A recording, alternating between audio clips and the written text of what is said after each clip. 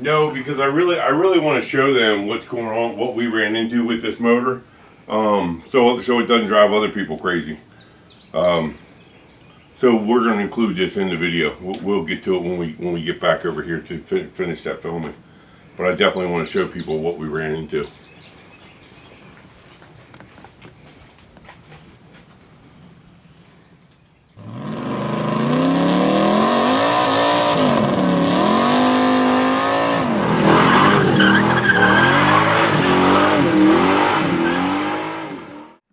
Alright, motorheads.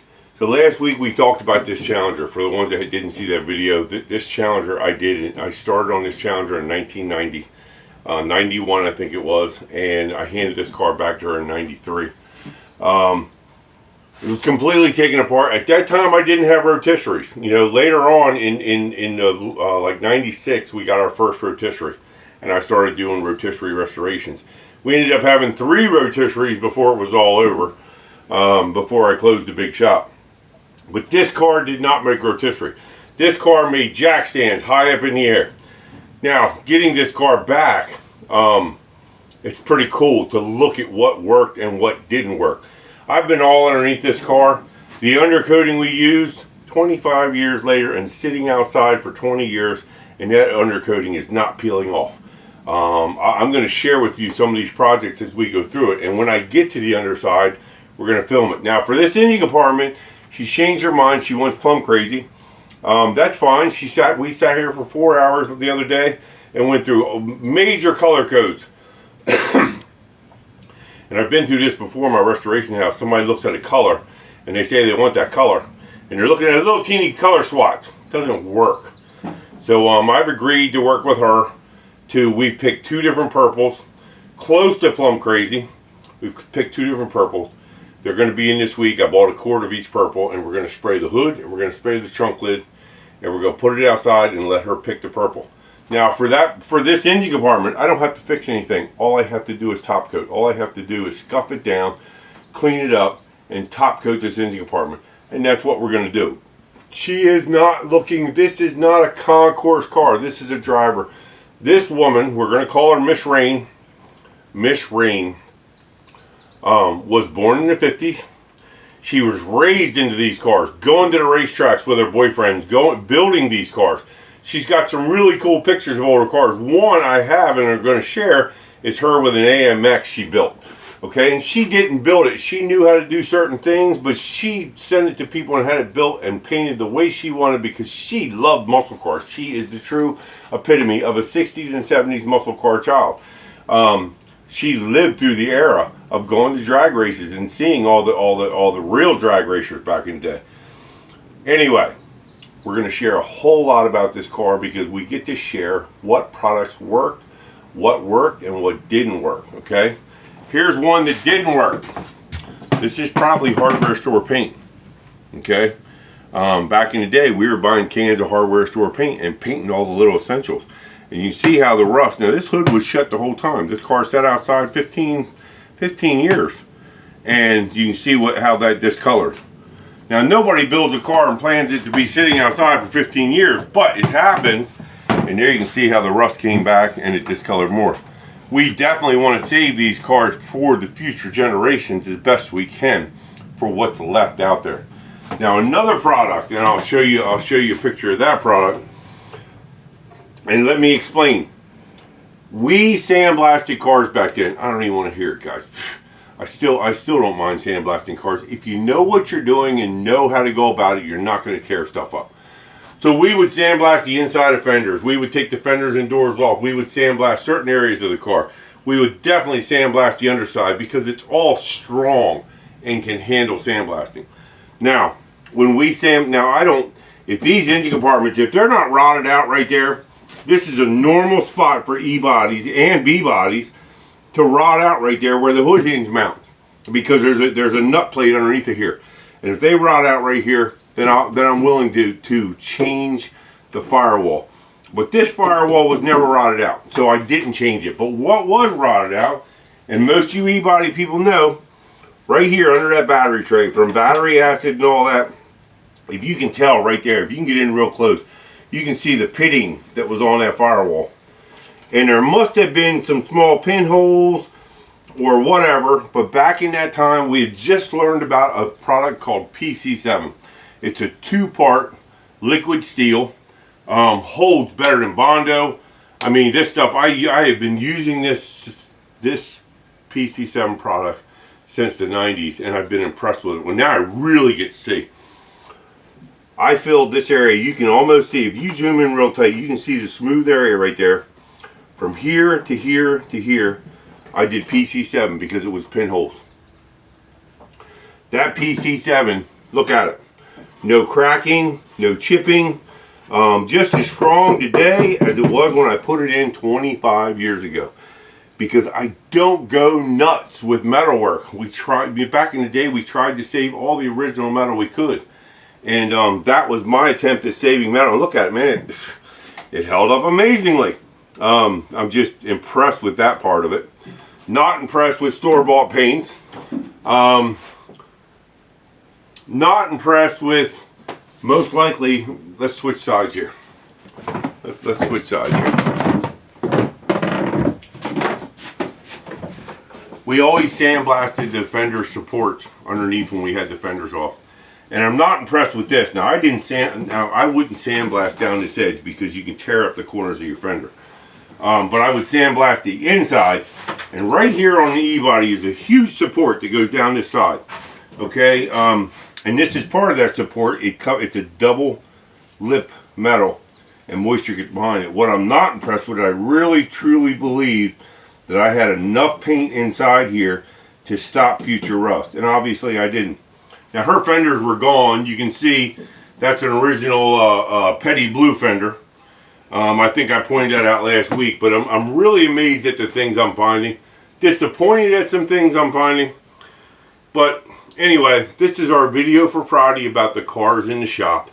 Because this one, see that right there? Waiting for parts. We're waiting for a hood. We're waiting for a trunk lid.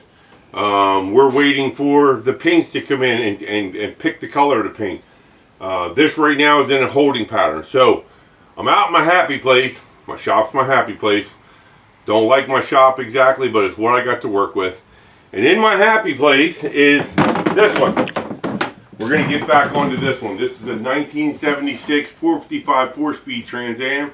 This has around 50,000 miles on it. When we got it from New Jersey, I got it with the hopes to build it. A lady owned this car. She bought it brand new from the Pontiac dealer. She drove it for a couple years, enjoyed it, and when her son was old enough, she put this car outside next to a pine tree and let her son use the garage. This thing loaded in Pontiacs. This car was bad. I mean, bad. It had the original air cleaner on it. It was 100% original. And it had all this, all the original parts with it. Hell, it had the AC still worked in the car. When I got the car and brought it down here to Delaware, you could fire the car up, drive it around the yard. Exhaust was rotted out, but the AC still worked. The log compressor still worked. So many great things about this car. I kept it around here for a couple years, then I sold it to a dear friend. That friend is working with me today. We work a lot together. And we have slowly, as he could afford it, we have slowly pieced this car together. Now he has went above and beyond. We had this frame out, hung up. He re-welded all of it. I mean, there's been a lot of work done to this car, and I'm going to share a lot of the pictures with you. Now we're finally to the point this car needs to come out, be scrubbed down. We've got the motor and trans. We're going to go over there and show you the motor for it. He's got all the parts detailed, all the new pieces ready. This one we're not waiting for parts for. It's time to bolt it together. But let's go over there. Let's go over to the motor, and I'm going to show you the things we ran into with the motor and tell you the story on the motor.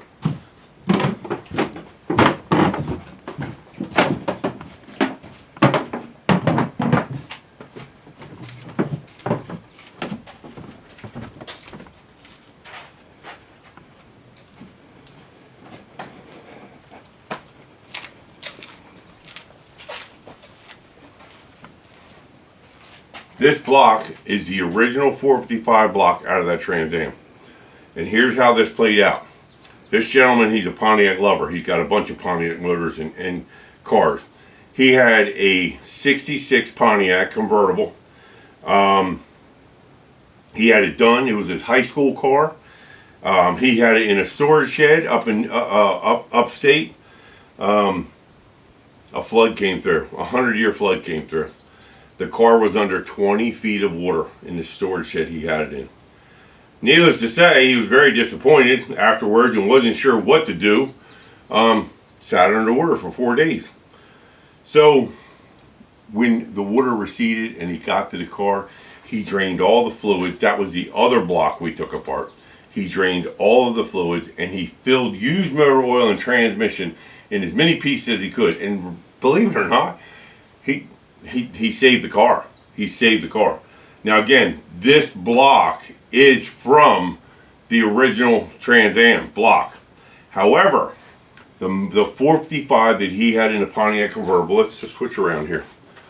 The original block he had in the 66 convertible had been rebuilt. He had about 15, maybe 2,000 miles on that original motor before it went in the flood. But he saved it.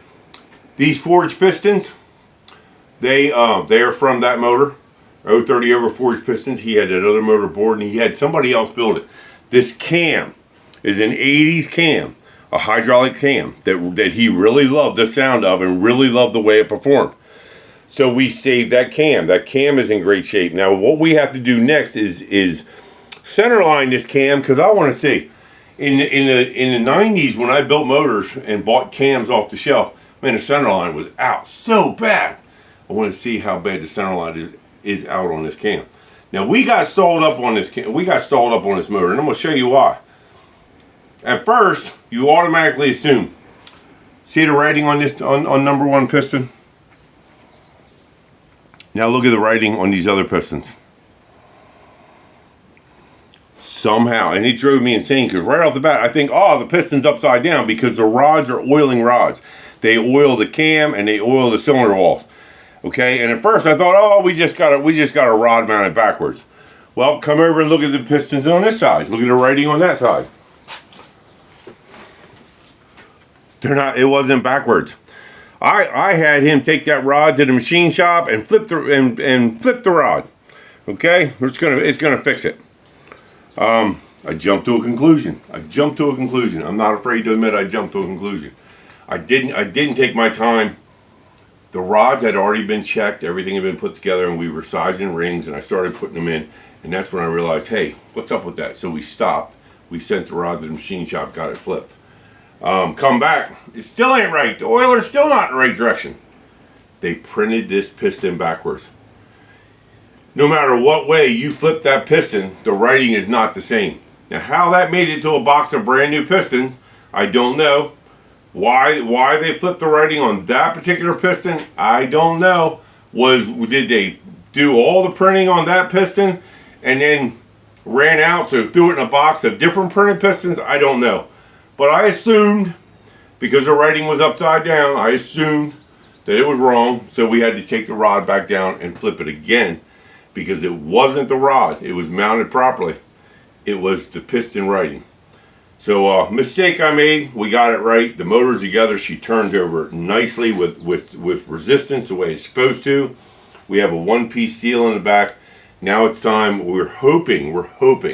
I have a lot of distractions around here. We're working hard on the parts store. We are working hard. I have clients that still come here, and I take time for myself. So we're hoping this weekend we get in here and zero out this motor, zero out this cam. Find out what the center line of this cam is and how close we are, whether we have to offset it. Now, waiting for parts. For you guys waiting for parts. We're done with the organization for now. We got a lot of organizing. Sunday's video is going to show walking through the bins with those 400,000 car parts. We're going to pick one bin. I'm going to walk through it. And I'm going to pick a part out of that bin, something that we have a lot of, and I'm going to offer it for a special price. Last week, we offered shocks, $15 per shock. We got 6 orders out of it. That's awesome. That's a start. Our videos aren't getting seen out like we want them to, but we're going to work on that real hard this fall. We're going to ramp up our video, and we're going to set car videos on Friday afternoon, and parts videos on Sunday in hopes to ramp up. We'll see how this plays out, right guys? Let's hope we can share this with more people. Let's hope we can get all these parts sold for the nonprofit foundation, because I'm being offered more collections. I have people calling me that want me to help them to sell their family's collections after somebody's passed or whatever the case is. They're done. And we want to see these parts turned back to the market without gouging them. That's why it's a nonprofit. Okay?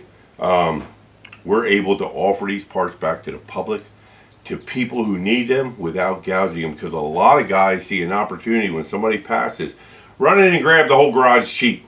That's not fair. And then they get out on the market and gouge it to cover up everything to get the parts they want. Yes, that's the way it's happened for years. Yes, I've done it. But I want to do something different. I don't want to see that you see videos out there, these collections of stuff going to the junkyard. Anyway, I'm sweating. It's hot enough out here. It's humid as hell. I only work in the garage in the nights. So let's hope we get to centerline this cam this weekend. And long road to go for SaveTheParts.org, MotorheadMen.com, and building cars and selling car parts. Stay tuned.